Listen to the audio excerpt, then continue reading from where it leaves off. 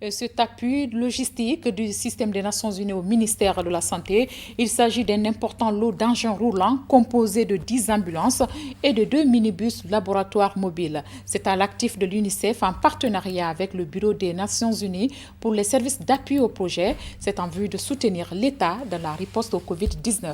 Gamo Kaba. La mobilisation s'intensifie en Guinée face à l'épidémie de Covid-19. L'UNICEF et l'UNOPS ajoutent leur soutien à la riposte au Covid-19.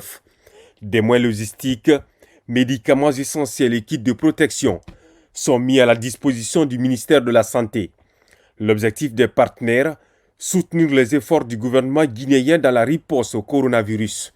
Des minibus de laboratoire mobile sont disponibles pour des interventions rapides. Depuis que la pandémie a été annoncée au niveau mondial et depuis que le premier cas s'est manifesté ici en Guinée, le gouvernement a pris le devant pour lutter contre ce fléau-là. L'UNICEF, l'UNOPS, le système des Nations Unies en général et la Banque mondiale sont venus en renfort pour supporter ces efforts. Dans ce cadre-là, aujourd'hui, on était à cette remise officielle de 12 ambulances médicalisées et un lot important de kits de protection, de kits d'hygiène, toujours dans le cadre de la lutte contre la Covid. Dans ce lot, 10 ambulances médicalisées. Elles sont destinées aux 10 hôpitaux des régions de Kindia et Kankan pour renforcer les prestations du système de santé. Le défi, assurer la prise en charge des patients et réduire la mortalité maternelle et infantile.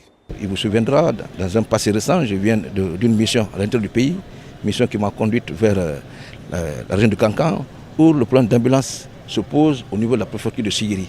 Ça veut dire ce problème à ce niveau est déjà résolu. Je voulais remercier tous ces partenaires qui nous ont aidés à acquérir ces engins. Nous puissions les rassurer que ces engins seront utilisés à bon escient. Cet appui est une des composantes des projets de renforcement des systèmes de surveillance des maladies en Afrique de l'Ouest. Sur le plan national, il renforce également les capacités sanitaires à travers le pays. Le projet est financé à hauteur de près de 3 millions de dollars par le Mécanisme mondial de financement et la Banque mondiale.